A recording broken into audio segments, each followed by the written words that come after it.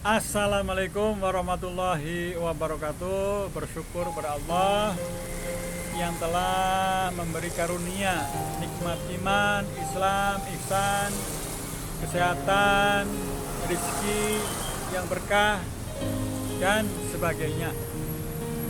Salam dan salawat kesanjungkan kepada Nabi besar Muhammad sallallahu alaihi wasallam. Itulah pemimpin kita yang wajib kita tiru dan kita contoh. Mudah-mudahan di hari akhir kita mendapatkan syafaatnya. Kita akan bahas surat An-Nahl. Apa itu surat An-Nahl? Maksudnya apa? Tujuannya apa? Maknanya apa? Kisah-kisahnya apa saja kita pelajari. Dan kita harus sering membaca surat An-Nahl ini dan mengamalkannya dalam kehidupan sehari-hari sehingga kita dicintai oleh Allah Subhanahu wa ta'ala. Surat An-Nahl. Surat ini terdiri atas 128 ayat, termasuk golongan surat Makkiyah. Surat ini dinamakan An-Nahl, yang berarti lebah, karena di dalamnya terdapat firman Allah dalam ayat 68 yang artinya, dan Tuhanmu mewahyukan kepada lebah. Lebah adalah makhluk Allah yang banyak memberi manfaat dan kenikmatan kepada manusia. Ada persamaan antara madu yang dihasilkan oleh lebah dengan Al-Quranul Karim. Madu berasal dari bermacam-macam sari bunga, dan dia menjadi obat bagi bermacam-macam penyakit manusia. Lihat ayat 69. Sedang Al-Quran mengandung intisari dari kitab-kitab yang telah diturunkan kepada nabi-nabi zaman dahulu,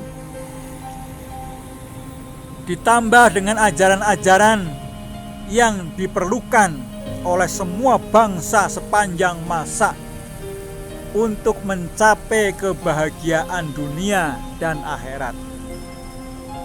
Ini terdapat dalam surat ke-10, yaitu surat Yunus ayat 57 dan surat ke-17 Al-Isra ayat 82. Surat ini dinamakan pula An-Ni'am, artinya nikmat-nikmat, karena di dalamnya Allah menyebutkan berbagai macam kenikmatan untuk hamba-hambanya. Pokok-pokok isinya: satu, keimanan, kepastian adanya hari kiamat, keesaan Allah, kekuasaan dan kesempurnaan imannya, serta dalil-dalilnya, pertanggungjawaban manusia kepada Allah terhadap segala apa yang telah dikerjakannya. Hukum-hukumnya, beberapa hukum tentang makanan dan minuman yang diharamkan dan yang dihalalkan, kebolehan memakai perhiasan-perhiasan yang berasal dari dalam laut seperti marjan dan mutiara, dibolehkan memakan makanan yang diharamkan dalam keadaan terpaksa, kulit dan bulu binatang dari hewan yang halal dimakan, kewajiban memenuhi perjanjian dan larangan mempermainkan sumpah, larangan berbuat-buat hukum yang tak ada dasarnya, perintah membaca isti'adah, yaitu a'udzubillahi minasyaitonirrajim, aku berlindung kepada Allah dari setan yang terkutuk, larangan membalas siksa melebihi siksa yang diterimanya. Sedangkan hukum-hukum, beberapa hukum tentang makanan dan minuman yang diharamkan dan yang dihalalkan. Kisah-kisahnya adalah kisah Nabi Ibrahim alaihissalam. Asal kejadian manusia, madu adalah untuk kesehatan manusia. Nasib pemimpin-pemimpin palsu di hari kiamat, pandangan orang Arab zaman jahiliyah terhadap anak perempuan, ajaran moral di dalam Islam, pedoman dakwah dalam Islam. Saudara-saudara kaum muslimin muslimat rahimakumullah.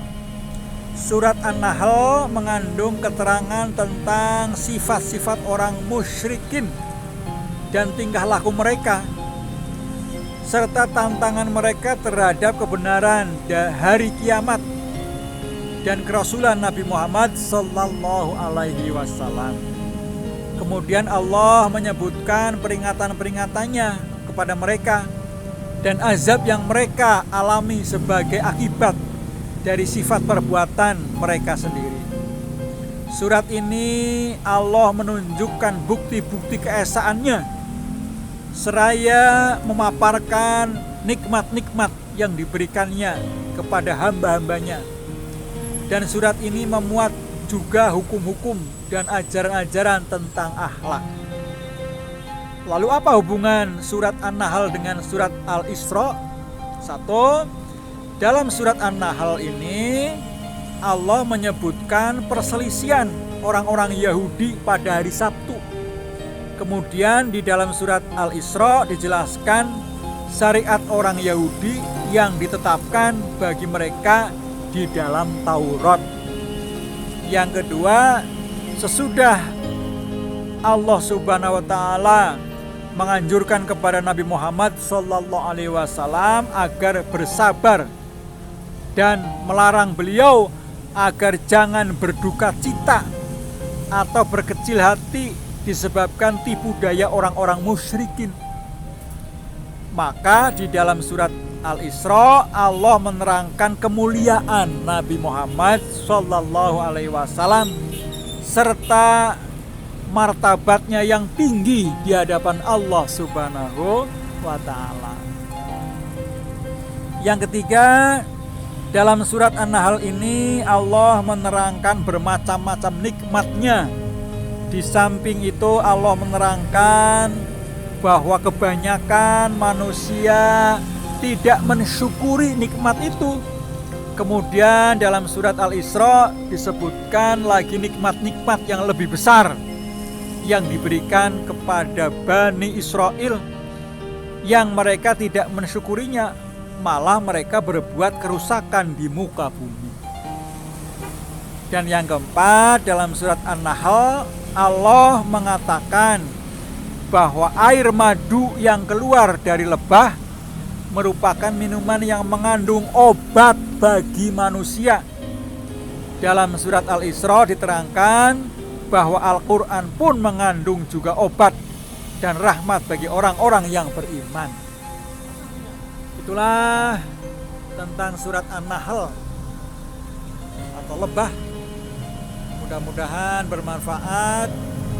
Kita harus sering membacanya, mengamalkannya, dan mengambil hikmahnya. Kebenaran datangnya dari Allah Subhanahu wa taala, kesalahan datangnya dari saya sendiri. Assalamualaikum warahmatullahi wabarakatuh.